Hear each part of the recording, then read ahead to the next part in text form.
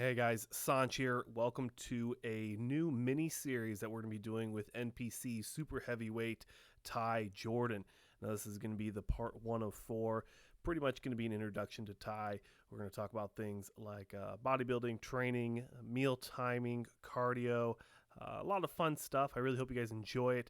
Leave a like if you enjoy listening to, me, a natural competitor, talking with Ty Jordan, a previous natural competitor and now a top contender in the NPC Super Heavyweights. So I hope you enjoy it, like it. If you enjoy it, subscribe if you guys want to see the rest of the series, and I'll see you guys at the end.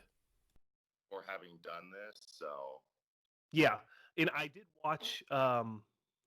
watch your interview with was it I did one with Scott McNally of the Think Big crew. Yep. Yeah, I Yeah. did watch that one. Hmm. So I got some good notes from there. Kind of getting a background of you. I wanted to get your like your surname because, like I said before we started recording, I wanted to get your NPC News online profile or just some photos. I have some from your Instagram page, but I wanted to get Yeah. if you're familiar with the channel. I do like comparisons of how you looked at like certain years compared to now and things like that. So Yeah. it would be beneficial for the audience. And if you're watching this, I'll put the overlays over here as we talk through Ty or Ty. He used to be called Tyler, but Ty, his current physique, what he's done in the past, and hopefully we can get a sneak peek into 2021 on exactly what Ty is looking to do in the NPC. So let's double back. Tyler. Just kind of like run through, who you are, how we met, and just kind of in general, like who you are, what you're all about. Yeah, of course. So, Josh, I've been bodybuilding since roughly 2013. I came into bodybuilding by way of strongman, and before strongman, I was a college football player before that. Okay. Um, Always had a very healthy admiration of bodybuilding from like a pretty young age. Like a lot of kids, I can remember going to the grocery store and immediately going to the magazine aisle, plopping down on the floor, pulling out a Flex magazine, a muscular development, and just flipping through all the pages while the groceries were getting picked up. So I've always loved bodybuilding from a very early age, but I never really felt like when I was in my early teens that I had a future in bodybuilding. But, I loved the weight room. I loved the idea taking my physique into my own destiny. So through that inherent love, I kind of found powerlifting and then strongman. A lot of people initially they find the weights for just like to supplement their football. I immediately realized that I loved the weights a lot more than the football, and I was kind of doing both. But my real heart was into the off season training and the strongman. So, anyways, I ultimately went and played college football at the University of St. Mary's while simultaneously pursuing professional status in strongman. Where's Um, where's St. Mary's at? so, St. Mary's, it's a small NAIA school in the upper northeast corner of Kansas in Leavenworth. Okay. Yeah, so I played NAIA football there. My first year there, I actually, in the offseason, I won the 2009 North American Strongman Teenage National Heavyweight Championship. So the Strongman was really starting to flourish for me, and I made the decision after just 1 year playing college ball, I was going to go ahead and just full-fledged dive into Strongman and put the football behind me. I spent the next couple of years pursuing the pro card in Strongman. I placed as high as fifth in the men's nationals in 2009 when I was still just 19 years old. Very similar to bodybuilding. You've got to take first place to get that pro card. So came pretty close, but Okay. ultimately took a couple more runs at it. Uh, Body ultimately started to let me down, kept getting hit by the injury bug. And that was when I made that pivot from strongman into bodybuilding in about 2013. Okay. Mm, So, so you said I don't want to jump too far back, but in high school you said you didn't really think you'd be a good bodybuilder. Was there like a specific reason, or was it just kind of like a something you didn't think was possible? Yeah, so once I found bodybuilding, I immediately started to read everything I could about it. I wanted to know all about it.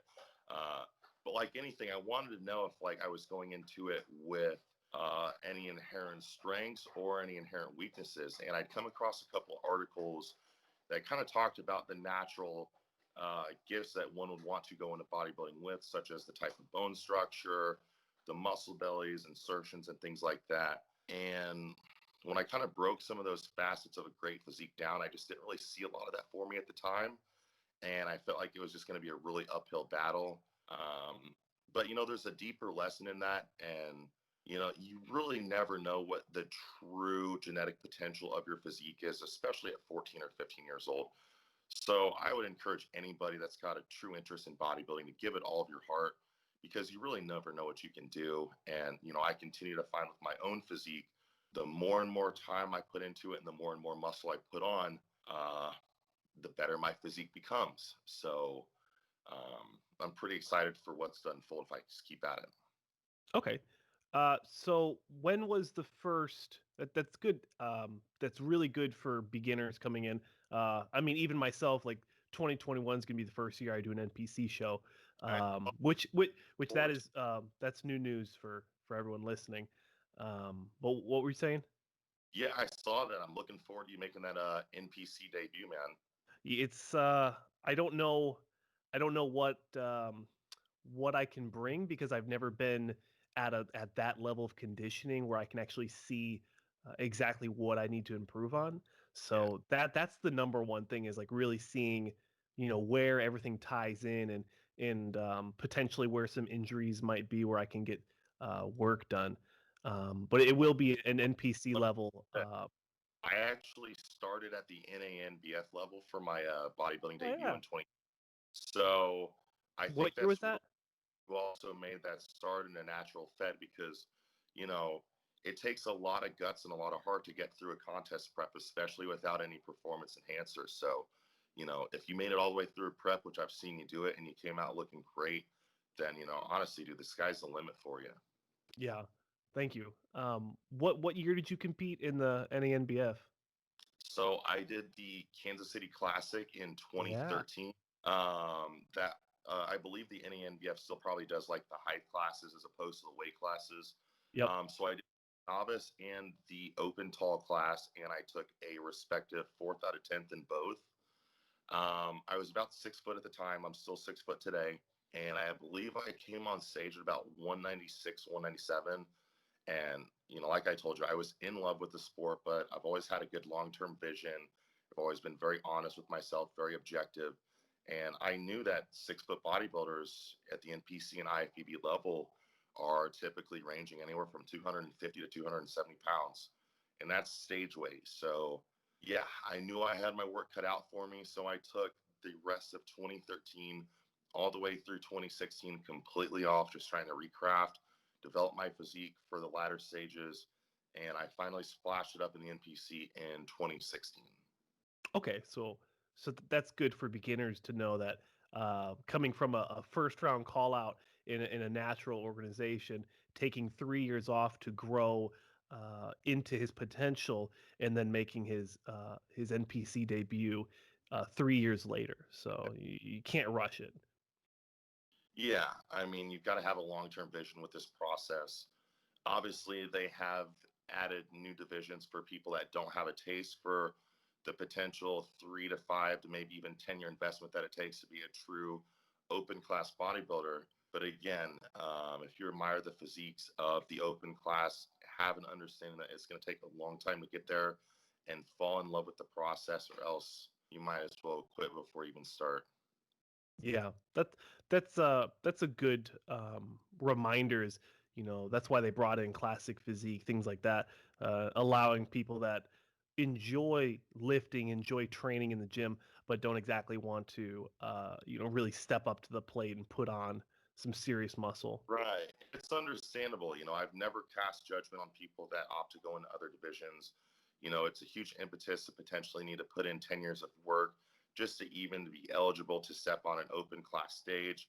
And I'm also fully aware of the fact that some people just don't like that look. And, I'm sure we're going to dive into that subject a little bit later as we hopefully break down some of this Olympia action. But, objectively speaking, there's a lot of things that I loved about the classic physique division that I can't say the same about the open class. So, it's Mm. just all about personal preference and lifestyle as well.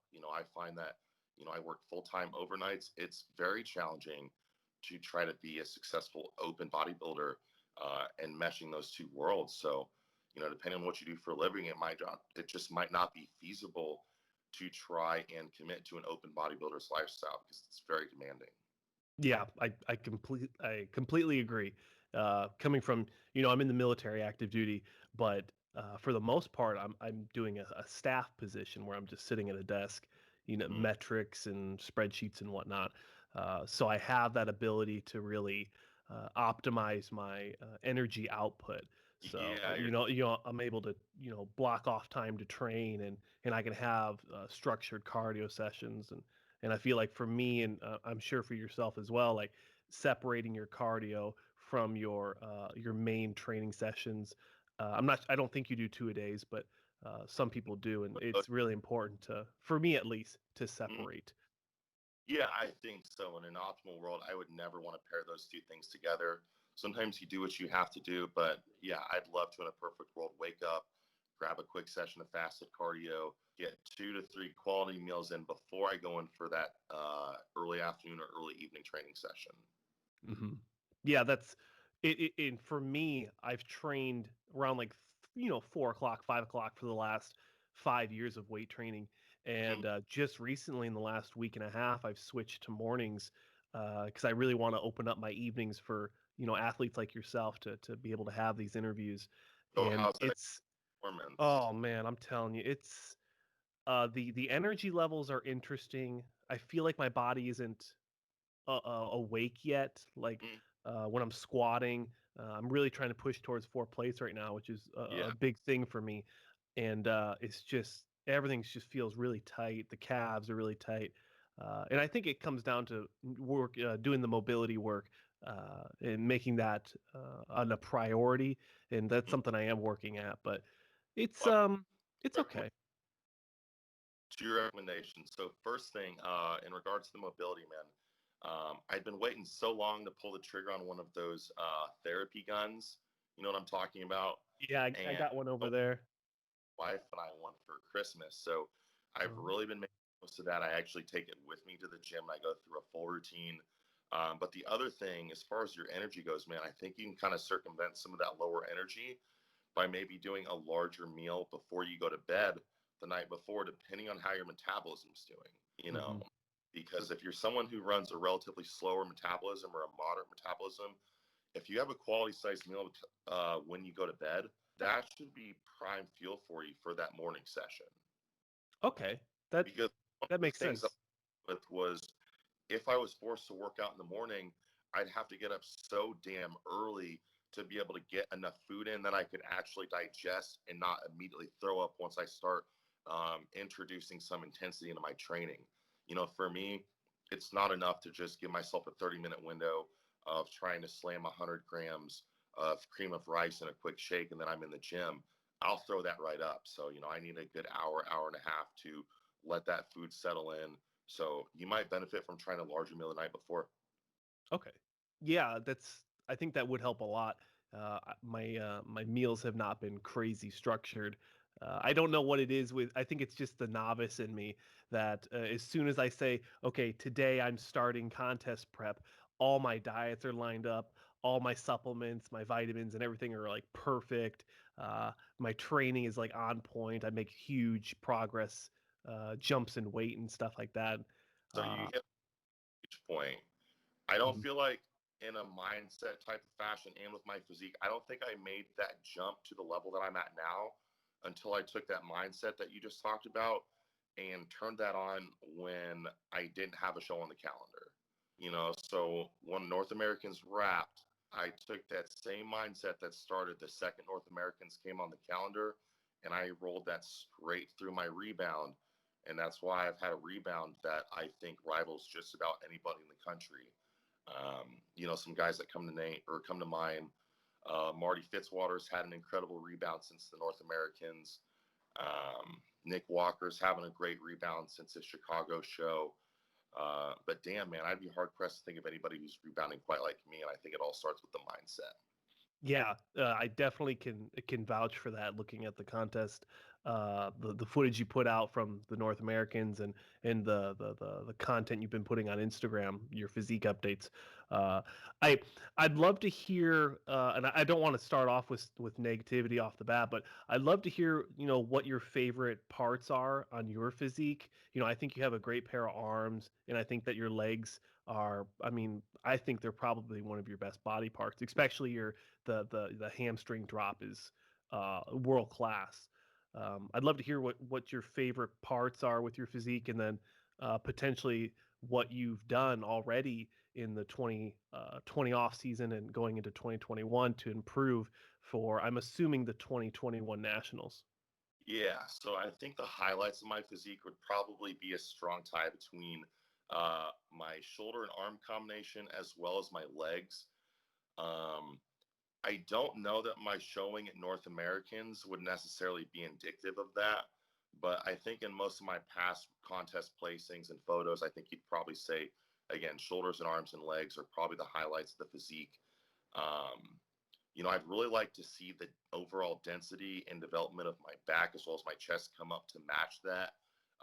Mentioning the shoulders and arms as well as the legs, that makes me kind of a limb dominant physique.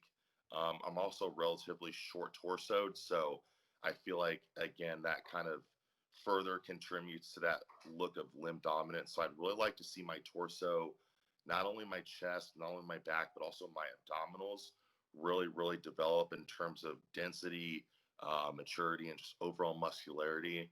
And I think that will bring a much more balanced overall package for me with this 2021 campaign. I get asked a lot, what are my next show plans? I'm sure that was going to be one of your next questions. The first thing I tell people is I really don't want to do another show until I'm absolutely positively dripping with pro muscle just everywhere.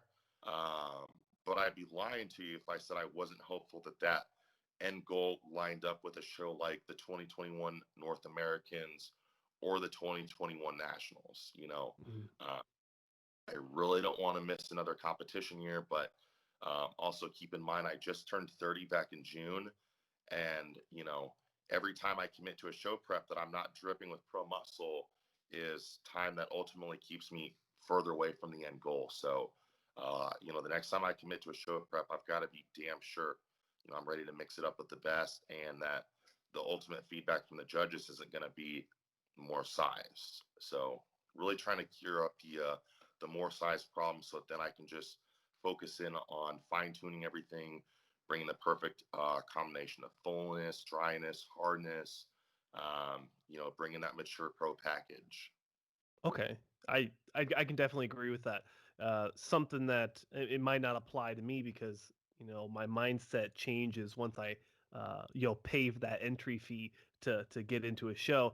I make a lot of improvements when I'm cutting, and typically for someone as advanced as yourself, they're not going to be making muscle gains. They're not going to be progressing in their physique when they're at a caloric deficit. When Ty's cutting, he's probably not going to be putting on as much muscle as he would be in the off season. So when he says he doesn't want to waste a competitive season, it's because if if he's not dripping with that pro muscle, he needs to stay in that off season probably and keep building into 2022. But we'll definitely see as we get farther into this competitive season.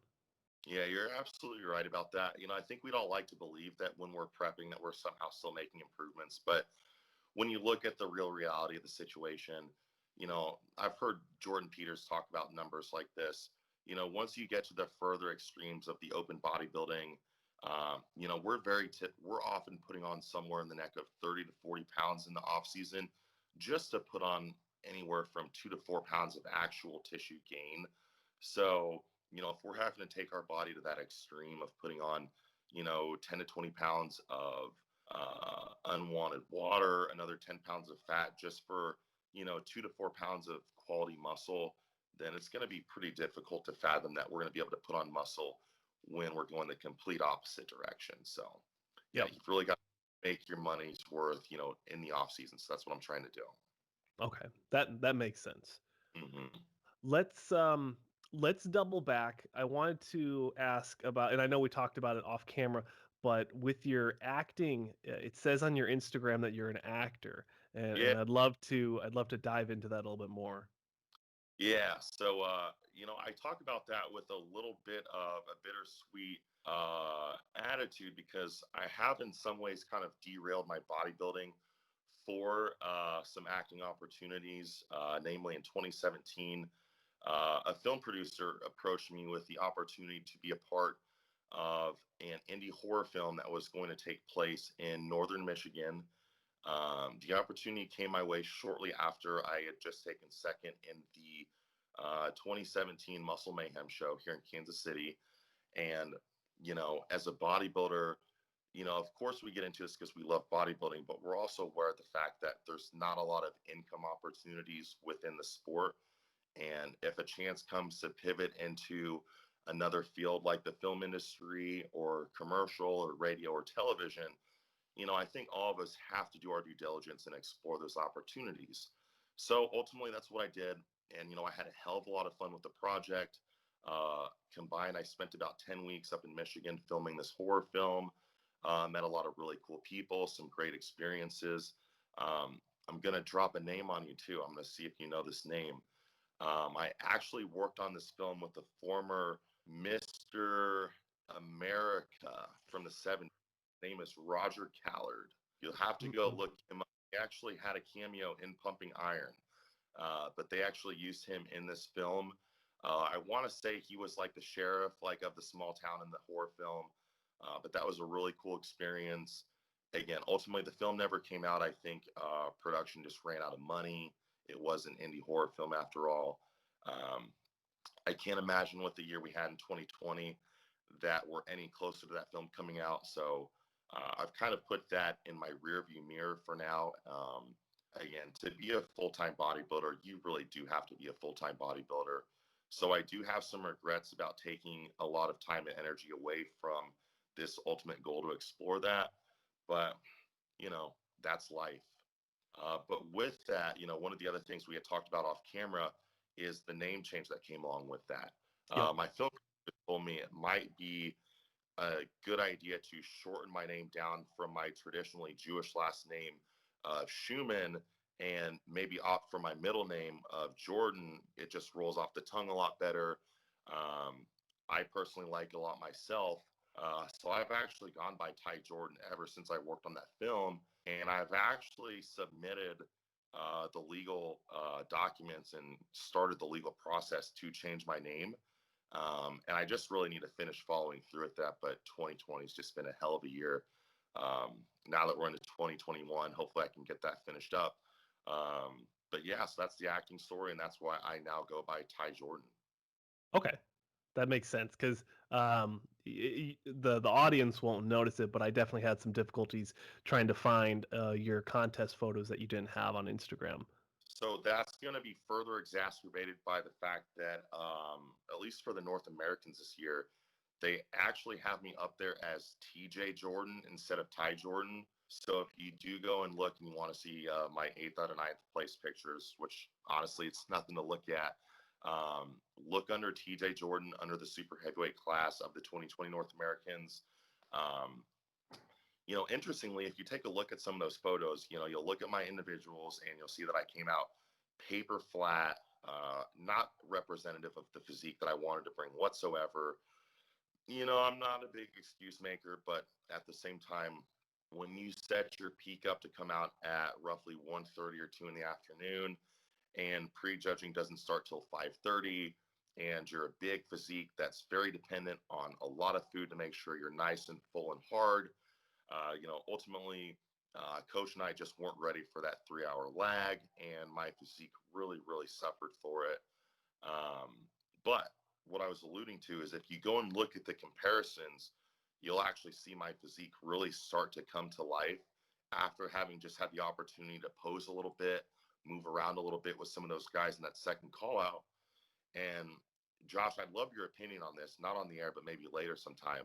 Take Sure. a look at all the comparisons photos and You tell me if you really think I'm eighth out of ninth place at that show, because I think, in my personal opinion, I'm actually pushing pretty hard for sixth place there.